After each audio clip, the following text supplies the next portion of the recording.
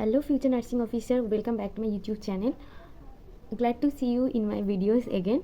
आज का वीडियो होने वाला है उन सब नर्सिंग एस्पिरेंट्स के लिए है जो West Bengal health recruitment board का सीबीटी एग्ज़ाम के लिए तैयारी कर रहे हो। अभी 1 महीने बाकी है आपका एग्ज़ाम्स के लिए। I know all of you are so much confuse, क्योंकि पहले कभी भी वेस्ट बंगाल में सीबीटी एग्ज़ाम नहीं हुआ था, पहले मार्क्स के हिसाब से ही होता था। But this is the first time. अगर आपके लिए ये फर्स्ट टाइम है तो सबके लिए ही फर्स्ट टाइम है, सो इसके लिए इतना टेंशन मत लो। सो आज मैं 1 मंथ कैसे यूटिलाइज़ करोगे आप लोग, इसके लिए मैं एक स्टडी प्लान बताऊंगी आपको। सो पहले जो आपको करना है, पहले खुद का जो अभी जैसा लेवल पे आप हो वो पहले आपको एसेस करना है कि मैं इस लेवल तक अभी हूँ, मैं इतना कंप्लीट किया, इतना बाकी है, इतना इतना किया, इधर से किया उधर से किया, ये सब अभी जस्ट एसेस कर लो एट अ ग्लांस। उसके बाद 1 महीने में और क्या करोगे आप, ये सोचो पहले। सो ऑलवेज बोलते हैं कि last month is for the revision only, so यही फॉलो करो आप। Last month is for the revision only. But I know CBT exams के लिए इतना टाइम आपको नहीं मिला प्रिपेयर करने में, इतना पहले नोटिस भी नहीं दिया था। सो दिस आपके लिए last month is not only for revision. So इसलिए मैं बोलूँगी last week only for revision के रखो। फर्स्ट जो 21 डेज प्लस 7 डेज ऐसे करके आपको डिवाइड करना है। सो 21 डेज़ में try to cover all the syllabus. But इस टाइम में आपको अभी पूरा जो हम लोग का जो टेक्स्ट बुक था वो अभी पढ़ाई करने का टाइम नहीं है। अगर आप टेक्स्ट बुक से पूरा सब कुछ ख़त्म करने के लिए सोच रहे हो तो आपके लिए ये पूरा गलत स्ट्रेटजी पे आप हो। सो आपके लिए अभी कॉम्पिटिटिव बुक्स ही पढ़ना है जो 21 डेज़ पे आप पूरा कंप्लीट कर सकते हो। अगर आप कंसिस्टेंसी मेंटेन करके पर डे 8 to 10 आवर्स दोगे तो 1 महीना आपको जस्ट 8 to 10 आवर्स ही देना है। अगर ये मेंटेन करके आप पढ़ाई करोगे तो 21 डेज़ में आप पूरा वो कॉम्पिटिटिव बुक कंप्लीट कर सकते हो। उसके बाद 7 डेज़ आप रिवीजन के लिए भी रख सकते हो। तो इसके लिए मैं बोलूँगी पहले जो है कॉन्सेप्ट क्लियर। आप अगर बीएससी और जीएनएम नर्सिंग करके आए तो आप थोड़ा बहुत कॉन्सेप्ट आपका क्लियर है ऑलरेडी। अगर आप वर्किंग भी हो तो आपका बहुत सारा नॉलेज ऑलरेडी है। सो इसलिए मैं बोलूँगी इतना स्ट्रेस मत लो कि मुझे कुछ नहीं आता, ऐसे मत सोचो। आपको बहुत कुछ आता है, क्योंकि ऑलरेडी आप एग्जाम्स दे के पास आउट होके आप ऑलरेडी नर्स हो, ग्रेजुएटेड और डिप्लोमा करके ही आए हो। So that's why I am telling you that अभी जो 21 डेज में है कोई भी 1 और 2 बुक उठा लो। इधर इट इज़ पीआर जादव और टारगेट हाई और मिशन हाई। मैं ऑलवेज बोलती हूँ कि पीआर जादव और टारगेट हाई और पीआर जादव और मिशन हाई साइमल्टेनियसली स्टडी करो। सो पीआर जादव और टारगेट हाई आपके पास अगर है तो ऐसे करके रूटीन सेटअप करो। 21 डेज में आपको पर डे 10 आवर्स का रूटीन सेट करना है।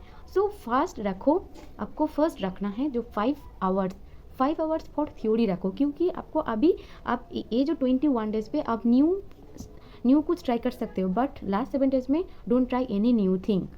अगर आप ऑलरेडी प्रिपेयर्ड हो तो अभी 1 मंथ प्रिपरेशन के लिए रखने से तो बहुत बेहतर है। बट आपके पास टाइम नहीं था, मुझे पता है। सो दैट्स वाई 21 डेज आप न्यू कुछ ट्राई करके पढ़ाई कर सकते हो। सो 21 डेज में आपको 5 आवर्स थ्योरी पढ़ना है per day and 3 hours for MCQ रखना ही है। एंड 8 आवर्स हो गया आपका। 20 hours for recapitulation and mock test के लिए मैं मेरे टेलीग्राम चैनल पे पर डे 20 क्वेश्चंस का 2 सेट पोस्ट कर रही हूँ और पर वीक संडे करके मैं फुल लेंथ एमसीक्यू पोस्ट कर रही हूँ। तो जो आपका सेल्फ असेसमेंट में, आपका सेल्फ इवैल्यूएशन में बहुत हेल्प करेगा। So you can join my Telegram channel. अगर आप ऑलरेडी कोई भी इंस्टीट्यूट से ऑलरेडी मॉक टेस्ट खरीद के रखा है तो गो फॉर दैट ऑल्सो। वो जो 2 आवर्स रखा है मॉक टेस्ट रिकैपिचुलेशन, जो इसमें आप जो टाइम रखा है उसमें कंप्लीट करने की कोशिश करो। तो 5 hours for theory, 3 hours for MCQ, 2 hours for recapitulation and mock test and all. ये आपको 10 आवर्स पर डे अगर मेंटेन करोगे तो 21 डेज में आप पीआर जादव एंड टारगेट है पूरा कंप्लीट कर सकते हो। तो इसमें 5 आवर्स थ्योरी में आपको बहुत स्लोली अभी पढ़ना नहीं है, आपको बहुत अच्छे से कॉन्सेप्ट क्लियर करके पढ़ना है, ये बात सही है। बट आपको बहुत क्विक एक प्रिपरेशन करना है, क्योंकि 1 मंथ इतना भी लंबा नहीं है बट इतना भी शॉर्ट नहीं है। अगर आप यूटिलाइज कर सकते हो तो आप पूरा सिलेबस कंप्लीट कर सकते हो। सो पीआर जादव का अगर बुक देखोगे तो उसमें अराउंड 600 पेजेस है और टारगेट हाई का जो बुक है वो बहुत वॉल्यूम है, इतना ज़्यादा है। बट उसमें अगर देखो थ्योरी का पोर्शन 900 पेजेस ऐसा है, मुझे पता है क्योंकि मैं ऐसे करके प्रिपरेशन ली थी मेरे टाइम पे। सो उसमें 1400 जैसा पेज है, 900 उसमें थ्योरी है, 500 एमसीक्यू है। मैं ऑलवेज बोलती हूँ कि पीआर जादव का जो बुक जो नॉर्मल एमसीक्यूज है वो प्रैक्टिस मत करो, उसमें टाइम वेस्ट हो जाएगा। सो उसमें जो image based and clinical based question है वो प्रैक्टिस करो। एक चैप्टर खत्म होने के बाद वो प्रैक्टिस करके छोड़ दो, बट पूरा जो दूसरा MCQ है मत करो। तो 900 ही उसमें आपको पढ़ना है, तो उसमें आपको 900 डिवाइड बाई 21 ऐसे करके डिवाइड करना है।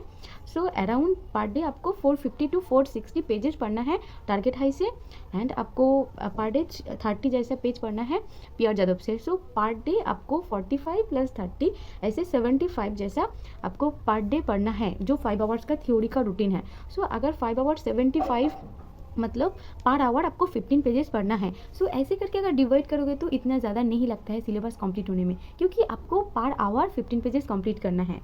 तो ये पर डे 75 हो जाएगा, 21 डेज पे 2 बुक आपका कंप्लीट हो जाएगा। So that's it.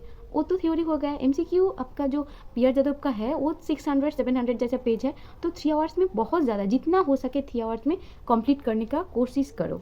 अगर आपके पास और भी ज़्यादा बुक्स है तो वो भी प्रैक्टिस करो, तो वो 3 आवर्स में कंप्लीट करो। और 2 आवर्स पर डे ऐसे मॉक टेस्ट तो इतना ज़्यादा तो नहीं होगा, वीकली 1-2 मॉक टेस्ट देना है और पर डे क्विजेस ये सब करो।